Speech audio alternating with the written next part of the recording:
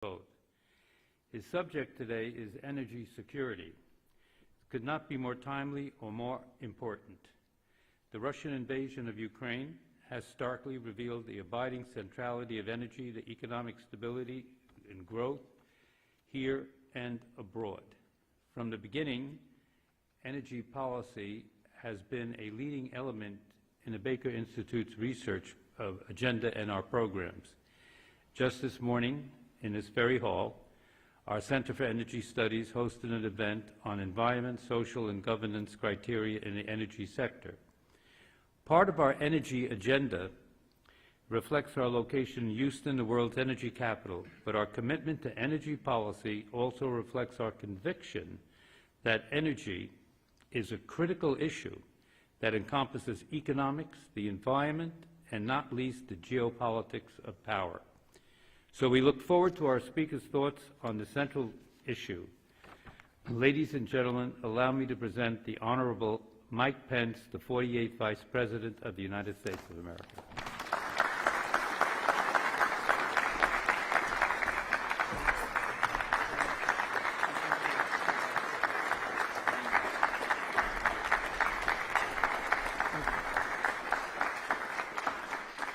Well, thank you all. Thank you for that warm welcome. It's good to be back in Houston, and I want to thank Ambassador Jaregian for the hospitality as well as his great leadership and the inspiring words that he expressed today. It is an honor to be back here at Rice University's Baker Institute for Public Policy. It truly is, as those of you gathered here have helped make it so, one of the nation's premier think tanks. And of course, it's named for one of America's premier statesmen, Secretary James Baker. I'm a great admirer of Secretary James Baker, who I am told at age 93 is actually on a safari in Africa.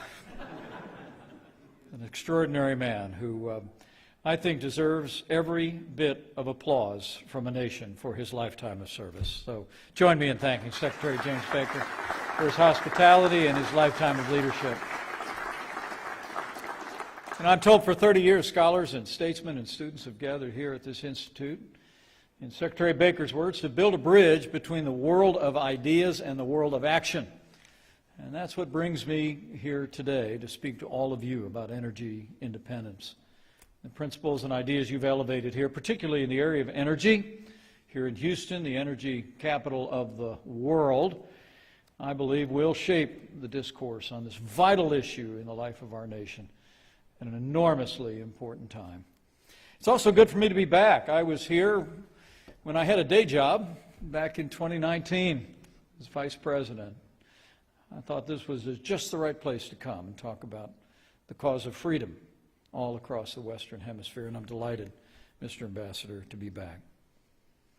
We gather today at a time when America is facing an onslaught of left-wing policies on energy from the Biden administration that is weakening America at home and abroad.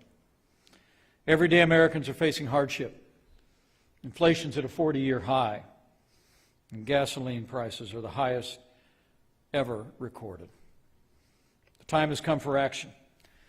The time has come to unleash American energy and restore America's power.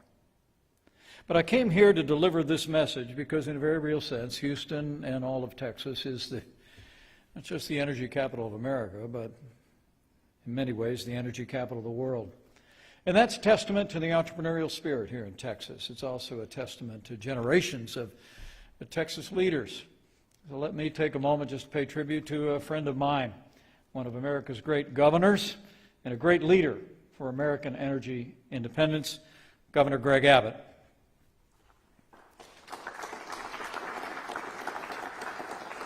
I'll also tell you the energy industry has always been a special place in my heart because I grew up in a family that ran gas stations all across southern Indiana. In fact, by the time I was old enough to wear a Marathon gas station uniform, I was running out onto the drive, pumping gas, washing windshields, and working my way through college as a gas station attendant. And for those of you under the age of 40, we'll explain later what a gas station attendant was. But going to work in what my dad used to affectionately call the oil business enshrined in my heart a special appreciation for the role that gasoline, that oil, that this industry plays in the vitality of our communities and our nation. When I was a member of Congress, I fought to expand American domestic energy production. As a governor, I championed Indiana's historic coal industry and natural gas. But I must tell you, it was a great privilege for me to be vice president in the most pro-energy administration in American history. In 2017, just months after taking office, I'm proud to report the Trump-Pence administration declared that we were going to usher in a new era of American energy independence. And in 48 months, we made America energy independent, and we made America the world's greatest energy superpower. It's extraordinary. For decades, America had lived at the mercy of foreign energy suppliers. The experts warned that our domestic resources were scarce, that the world was rapidly running out of oil, and that the only way to solve the problem was through draconian restrictions on the production and use of America's energy resources. But under the Trump-Pence administration, we saw the world differently. We recognized the truth that America had a virtually limitless supply of energy right under our feet. We recognized those resources belong not to the government, but to the American people.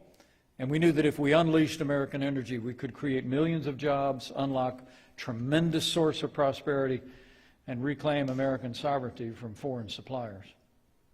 And I'm proud to report that's exactly what we did. Under the Trump-Pence administration, we ended the war on American energy and declared our energy independence.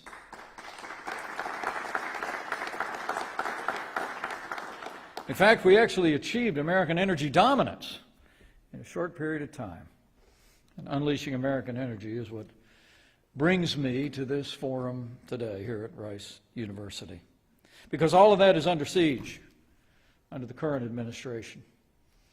But first, a little history. Under our administration, one of our first actions was to withdraw from the one-sided Paris Climate Agreement, which actually punished American industry while allowing China to continue polluting with impunity along with other nations. We canceled the previous administration's so-called Clean Power Plan and replaced it with new affordable clean energy rules that made it possible for America's economy to continue to grow and America's energy sector to continue to expand. We approved the Keystone XL and Dakota Access pipelines, creating thousands of new jobs. We expedited approval of the New Star's New Burgos pipeline to export American gasoline to Mexico, and we opened up the Alaskan Arctic National Wildlife Refuge for the first time after literally decades of efforts on Capitol Hill to do just that. We also approved a massive expansion of liquid natural gas terminals, helping our country become one of the top LNG exporters in the world, providing true energy security to our friends and allies around the globe. And we imposed sanctions on any firm that helped build the Nord Stream 2 pipeline being constructed to make Europe even more dependent on Russia for its energy needs, and it immediately shut the project down. Within months of unleashing American energy, our economy took off like a rocket. The U.S. became the #1 producer of oil and natural gas in the world during our 4 years. And for the first time in 70 years, the United States of America became a net exporter of energy, and our energy imports fell to the lowest level in more than half a century. That is American energy independence. With a powerful energy sector fueling economic growth, we gained more than 7 million new jobs. Household incomes soared to a new record. Unemployment plummeted to the lowest rate in 50 years, and 10 million people were lifted off of welfare, the largest poverty reduction in modern history. And the American dream was working more for every American than ever before. We had the lowest unemployment ever recorded for African Americans, the lowest unemployment ever recorded for Hispanic Americans. And it was driven by our economic policies, I believe the centerpiece of which was low-cost energy. But now the war we ended has returned with a vengeance. Now the war on energy has returned. You know, I often say that one of the great parts about no longer being vice president is I get to drive my own car. One of the worst parts is I get to pay for my own gas. I was actually visiting my daughter and my unworthy son-in-law, who's a Navy pilot in California. And I did the father-in-law thing, you know. I said, let me take your truck down to the gas station and fill it up, you know, before we leave. $6 a gallon in California. I almost had to take out a mortgage. But all kidding aside, the news this week is that the price of gasoline, the average price of gasoline is now $4.37 a gallon. That is the highest ever recorded in the history of our country, according to AAA. Now, to put that in context, think of it this way. Gas prices are higher today than they were in the financial crunch of 2008. Gas prices are higher today than during the energy crisis in the 1970s. Remember the long gas lines? And even when we were rationing gasoline during World War II, gas prices are still higher today. In California, it's more than $6 a gallon. Might be one of the reasons so many Californians are moving here to Texas. And family budgets around the country are literally being crushed by this oil-led inflation. The White House has tried to shift the blame in their explanation of why energy prices are soaring. But the American people know the truth.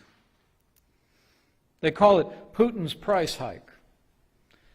But the truth is, gasoline prices had soared by 52% on President Biden's watch before the first shot was ever fired in Ukraine. Now, let me be clear.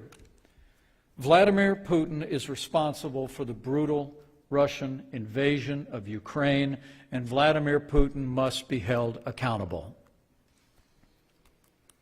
We must continue to support the Ukrainian people with arms, sanctions, and humanitarian aid. But high gas prices and inflation are not the result of the war in Ukraine. High gas prices are the result of the war on energy, and the American people know it. They know the record of this administration. They've seen it literally since day one. President Biden has bent the knee to international bureaucrats, rejoining the Paris Climate Accord. He's bowed to environmental extremists, canceling the Keystone Pipeline virtually on the first day that he took office, costing thousands of American jobs. He's virtually shut down oil and gas leases from our vast public lands, blocking the American people from using resources that really are our birthright. And after we had pulled Europe back from Nord Stream 2 long before the Russian invasion of Ukraine, this administration early on approved the Nord Stream 2 pipeline, giving Russia a vast new funding stream, even as they were preparing their brutal invasion of Ukraine. Beyond that, they've weaponized the Securities and Exchange Commission, the Federal Reserve, and other federal agencies to choke off financing for traditional energy sources through capricious new ESG regulations that allow left-wing radicals to destroy American energy producers from within. In just 1 year, President Biden has turned a surplus of American oil and gas into a deficit, all in the name of a radical environmental agenda, and all at the expense of American workers and families. The result is a deep and painful economic wound that hurts all the more because it's self-inflicted. And Biden's war on energy hasn't just led to higher prices at the pump. It's led to higher heating bills for families, higher operating costs for manufacturers, and substantially higher shipping costs for millions of American businesses. And energy prices spill over into the entire economy. We now have the highest inflation in 40 years, and energy costs are the #1 driver of inflation. The war on energy has also made America much more vulnerable to foreign regimes like Russia that use energy as an economic weapon. As the ambassador said, energy has a strategic role in the life of our nation and our place in the world. And the truth is, last year the United States more than doubled its crude oil imports from Russia. Prior to the ban on Russian oil, our imports from Russia reached the highest they had been in a decade. Russia surpassed Mexico to become the second largest foreign oil supplier to the U.S. in 2021, behind only Canada, all the while as they were moving their tanks and moving their troops to the border of Ukraine. America is even now forced to consider begging the socialist dictator of Venezuela to help meet our domestic needs. And we're back to the negotiating table with Iran, literally laying a foundation for Iran in a set period of time to ultimately obtain a nuclear weapon. And worst of all, we were allowing the Russians to negotiate with Iran on our behalf.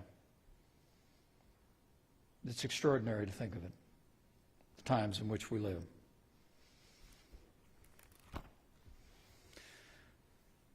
All the while, the Biden administration has been strangling American production, depleting our strategic petroleum reserve in a futile attempt to stabilize oil prices was the first reaction to what they had caused in the current American energy crisis. They released 50 million barrels in November of 2021, another 30 million barrels this year. And it's done nothing whatsoever to help consumers, as every expert predicted. But it's depleted more than 15% of our strategic reserve, which exists when America faces strategic challenges for no reason whatsoever. The truth is, if this Biden-induced energy disaster continues, the American people will be vulnerable to energy blackmail from hostile states like Russia, Venezuela, and even Iran. And energy blackmail isn't a theoretical problem. It's happening in the world right now. Just a few weeks ago, Vladimir Putin threatened to cut off gas to European countries that refused to pay for gas in rubles in his attempt to circumvent sanctions imposed by the United States and the West. Germany was forced to implore its citizens to ration energy to reduce the country's dependence on Russia. The truth is, if the Biden administration has their way, America will have no choice but to grovel before our adversaries. As we hamstring American energy production, we will inevitably be forced to look to places in the world adversarial to our interests and our values to meet our energy needs. The truth is also that Biden has also installed a cabal of bureaucrats and agency heads who are working hand in glove in the private sector to make investments in traditional energy all but impossible. You know, finance was always meant to facilitate investment and spur economic growth that benefits our entire country. It's what drives our free enterprise system. But President Biden and his government regulators are weaponizing the financial system to do the exact opposite, to shut down economic growth in the energy industry in the name of environmental extremism. The President's climate envoy, John Kerry, is pressuring banks to refuse to make loans to U.S. oil and gas companies, making it virtually impossible to increase production. Liberal activist investors are forcing private companies to abide by ESG investing principles, elevating left-wing environmental, social, and corporate governance goals over the interests of the business, shareholders, or employees. I mean, look at what's happened to ExxonMobil. An insurgent shareholder backed by BlackRock, the world's largest asset manager, has forced Exxon to put 3 environmentalists on its corporate board, and those 3 are now working to undermine the company from the inside. In states like Texas, with massive employee pension funds invested in the stock market, would be well advised to rein in these massive investment funds that are pushing a radical ESG agenda. It is time for freedom-loving states to use our resources to stand for free enterprise and American energy.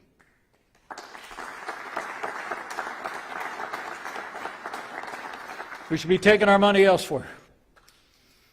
It reminds me of the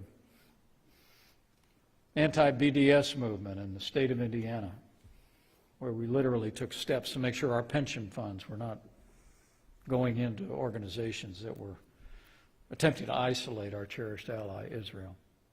And states should also pass laws requiring their pension fund managers to vote the state's shares in corporate board decisions rather than delegating that authority to huge Wall Street firms that are oftentimes working against citizens and shareholders and even the state's best interest. Now, President Biden ran for office promising to enact a radical climate agenda, and he's delivering on that promise. And we're experiencing the results. From early on, he put a moratorium on new oil and gas leases and did everything he could to undermine American energy independence. And now that we are reaping the inevitable consequences of his policies, his administration is trying to protect the image of backpedaling. But the truth is, they're misleading the public by pointing to a number of oil and gas permits that are approved in their administration. They're failing to mention that the government was legally obligated to approve those permits, even before the administration took office. In fact, many of these permits come from leases approved before the administration took office. In essence, President Biden wants to take credit for something he was forced to do only after complaining about it and trying to offline it for the first year and a half.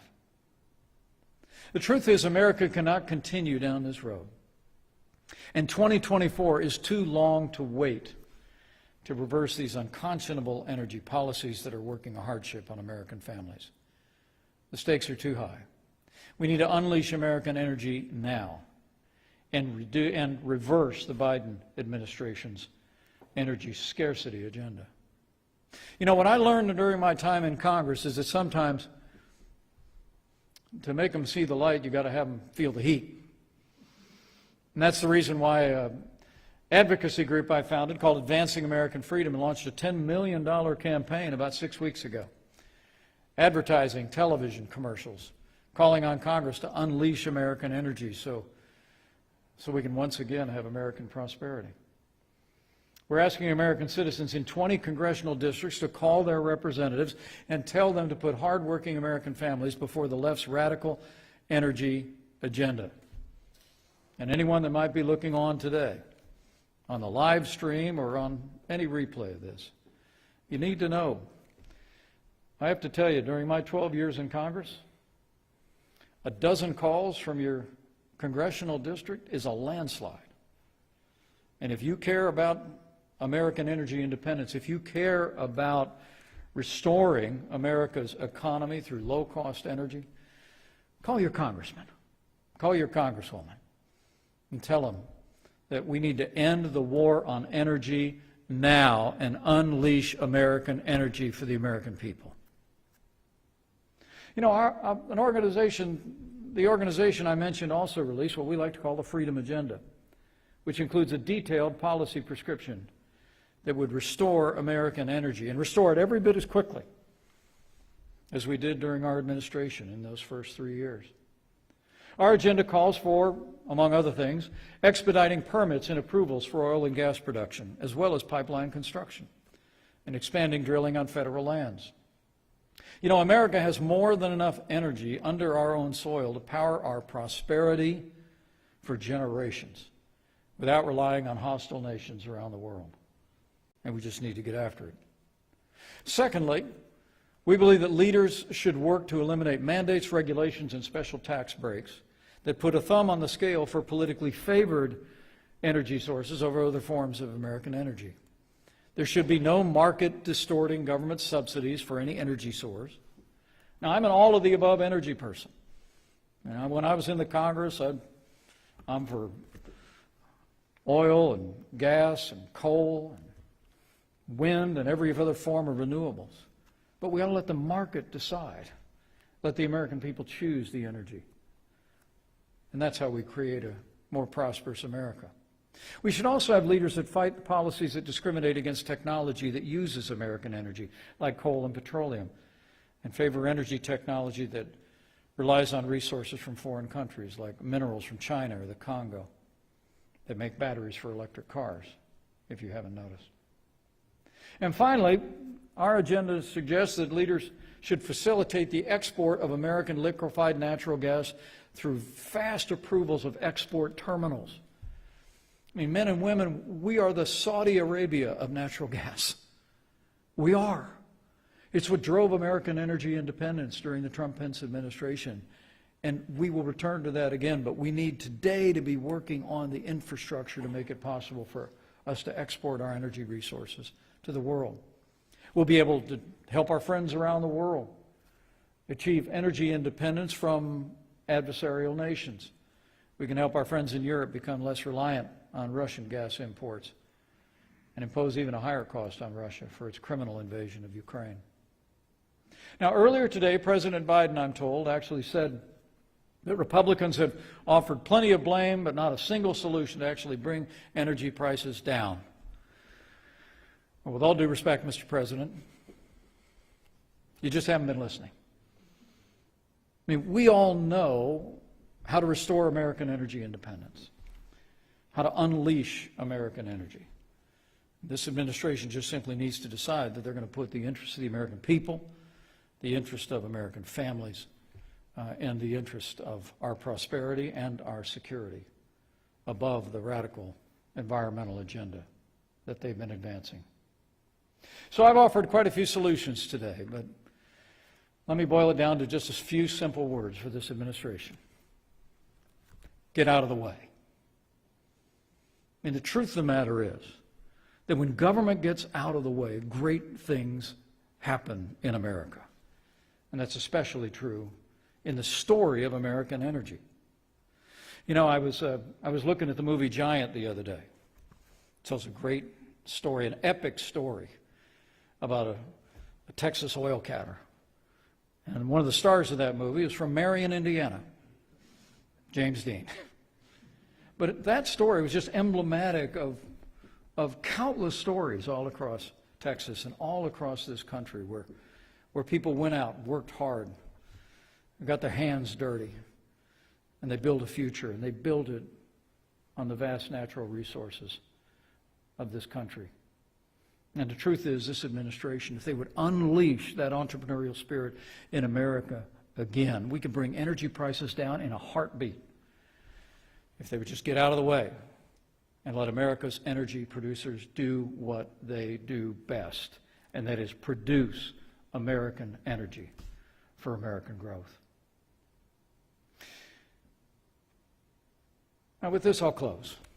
And then I look forward to visiting with you before I have to slip back to the Hoosier State. But I want to thank you all for coming out and hearing me out on this important issue. As I said at the top, I thought it was important that I come to Texas to talk about energy. And I hope what I've said has been an encouragement to you, because we can turn this around and turn it around very quickly. But I want to suggest to you that this isn't just about gasoline prices. This isn't just about low-cost energy that will drive American prosperity and our future. This is really about the strength of our nation and restoring American place in the world. You know, from the founding of our country, I believe there have been three sources of American greatness: our faith in God, our freedom, and our vast natural resources. Any study of 18th, 19th century, and early 20th century political thought includes all three. It was almost impossible, whatever your political party was, not to hear someone celebrating our faith in God, our freedom, and our vast natural resources. I mean, I truly do believe they are the pillars of American greatness. And so even as we cherish our religious freedom, even as we cherish all of our freedoms, so we should cherish the right of Americans to develop the God-given natural resources that have blessed this land. In the hall of Congress, on the floor of the Congress, there's only a few words etched in the walls. E pluribus unum is on the ceiling, meaning out of many one. Just above the American flag are the words, "In God we trust." But when I was a member of Congress, I also noticed there was a quote high up, right near the ceiling. A quote by that great statesman, Daniel Webster. It's chiseled into the wall of the Congress, and I think it speaks volumes about the importance of this issue in the life of our nation. Daniel Webster said, and I quote, "Let us develop the resources of our land, call forth its power, build up its institutions, promote all its great interests, and see whether we also in our day and generation may not perform something worthy to be remembered." And think about that. Let us develop the resources of our land, call forth its power, build up its institutions, promote all its great interests, and see whether we also in our day and generation may not perform something worthy to be remembered. Everything begins with developing the God-given resources of this great land. I mean, what we proved in the last administration, and President Biden could prove again, is that when we develop the resources of our land, that we tap into national strength. You know, our country was blessed with natural wealth greater than any nation on the face of the earth. And we have used it for generations to improve the lives of our people and to be a blessing to the world like no other country in history. We are, in a very real sense, a superpower of natural resources and generosity. But we've placed our great abundance under lock and key, choosing to put ourselves at the mercy of nations that don't share our values. Webster's told us to call forth its power. We do that by building the infrastructure necessary to take those vast resources to the wider world. Terminals, pipelines, restart the construction of the Keystone XL pipeline, and allow America's entrepreneurial spirit to do the rest. And Webster also said, build up its institutions. Rather than using the power of government to tear down private institutions and the entrepreneurial spirit of the American people, to tear down American energy through ESG scores, reporting requirements, soul-crushing regulations and mandates, we can do the opposite.